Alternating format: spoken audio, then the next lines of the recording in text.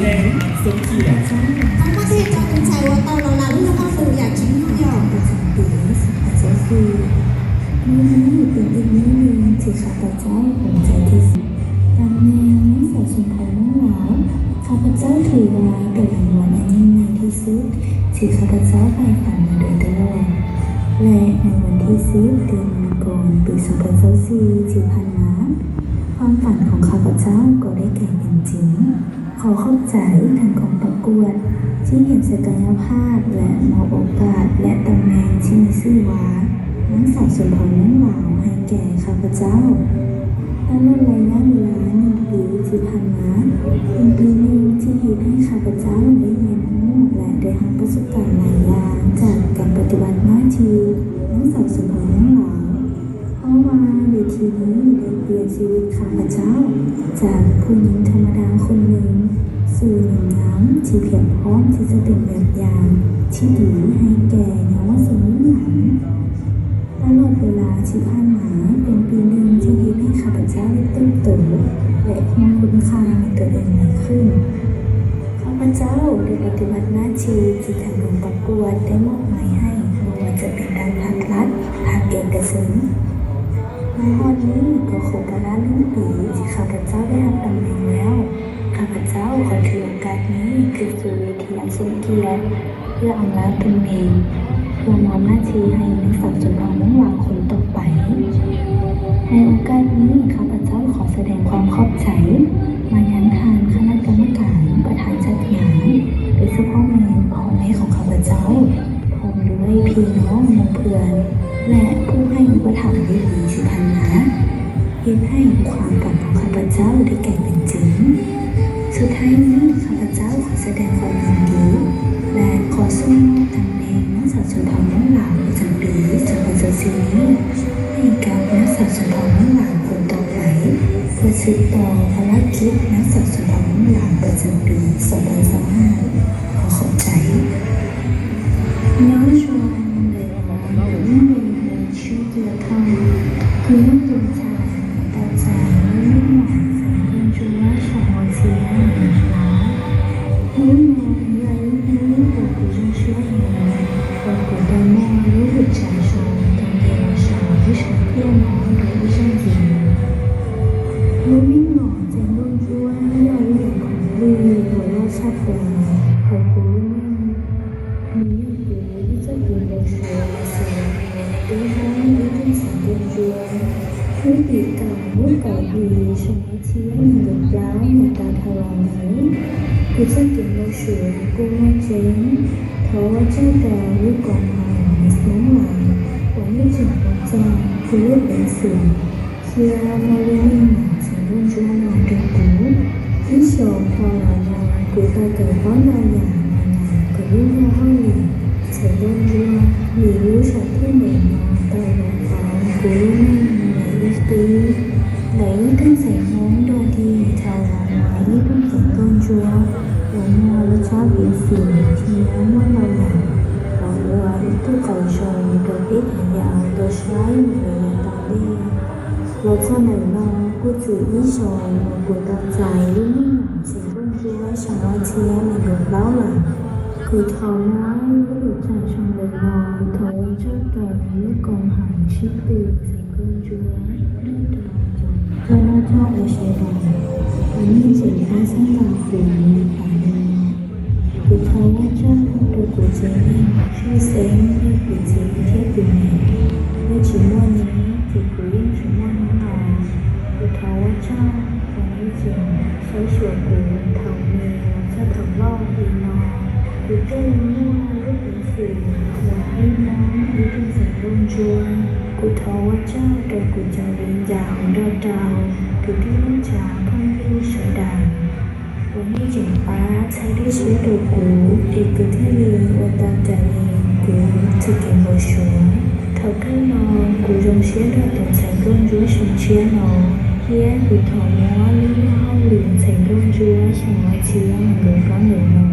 chói đầu từng sáng con chúa sợ chia nàng đồng chí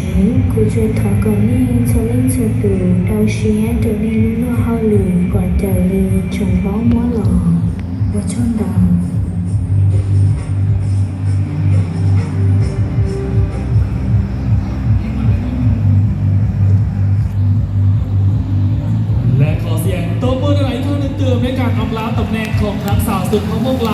ประจำปี 2024 ทั้งประเทศเราไปตุนใจก็ชั่วตลอดหลังที่เราก็ถึงแค่เราจะเอาเจ้าหนึ่งเราปลา น้องของพวกเขาก็ได้เห็นหน้าที่อย่างสุดความสามารถและได้สิ้นสุดตำแหน่ง เพื่อที่จะส่งต่อตำแหน่งอันสมคุณค่าให้กับนักสาวสนพะมงคนทัดไป นั่นก็คือนางสาวสนพะมงลาวประจำปี 2025 นั่นเอง จริงๆนะผู้ใหญ่เดียอยู่รอเจ้าหนึ่งเราหนึ่งเชี่ยเราตุนใจก็ชั่วเราจะเอาเจ้าหนึ่งเราชี้ไหนอ่ะ ลำดับถัดไปที่จะก้าวเข้าสู่วินาทีแห่งนี้แห่งความตื่นเต้นเพราะว่าเขาจะก้าวเข้าสู่การประกาศรางวัลนั่นเอง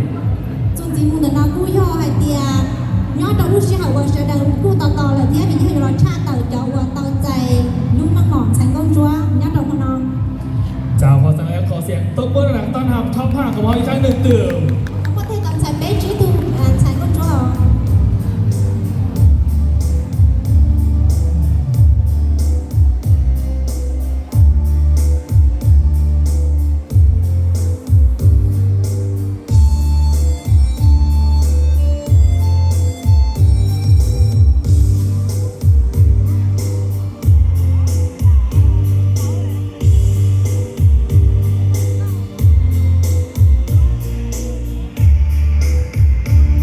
เจ้าต่อไปเนาะก่อนที่จะเข้าไปพบกับในห้องผูกเขาประกวดของเขาทั้ง5 คนในห้องท็อป5ในรอบทัดไปบรรทานจะได้ลดพรความตื่นเต้นลงอีกสักน้อยหนึ่งก่อนที่จะก้าวเข้าสู่การประกาศเงินรางวัลนั่นก็คือบรรทานจะได้รับชมการแสดงจากทีมนักแสดงสนเผ่ามงจากซ้ำเหนือ ซึ่งว่าเพิ่นจะมาในบทฟ้อนความงดงามของนางสาวสนเผ่ามงนั่นเอง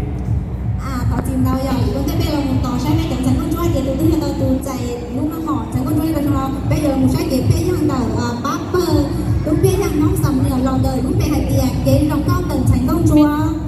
เจ้าพัฒนาขอเสียงตบมือหลังต้อนรับทีมนักแสดงของพวกเขา เขาพี่ยังว่าที่ตัดใจไปจอดตู้เพียงยัง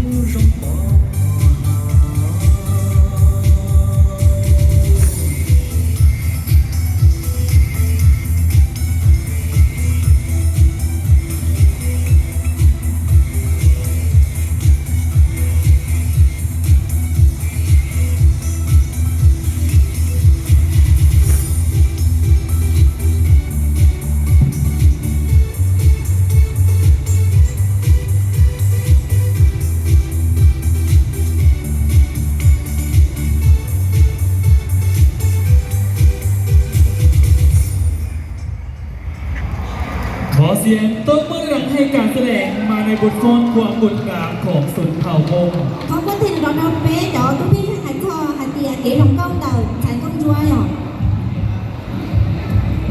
ว้าวผ่านไปแล้วกับอีกหนึ่งสุดการแสดงสุดพิเศษที่มามอบให้กับประธานได้ทำสมน้ำกันในมือนี้ Trong đó có cái bé yang uống một bữa. ซึ่งในลำดับถัดไปประธานจะได้พบกับกันยางอวดโสมอีกครั้งหนึ่งกับผู้เข้าประกวดท็อปผ่าของเขาซึ่งว่าเป็นท็อปผ่าที่แข็งแกร่งอีกในมือนี้น้องๆเขาได้เห็นสุดความสามารถจนก้าวเข้ามาสู่5คนสุดท้ายในการประกวดนางสาวสุดเขามุ่งเล้าประจำปี 2025 Chương trình đó bé hãy lòng một trái thọ trí tuân chạy qua yêu tông các thọ này à. ซึ่งในลำดับถัดไปจะก้าวเข้าสู่การประกาศรางวัลเพราะฉะนั้นแล้วขอเสียงตบมือต้อนรับน้องๆอีกครั้งหนึ่งเติม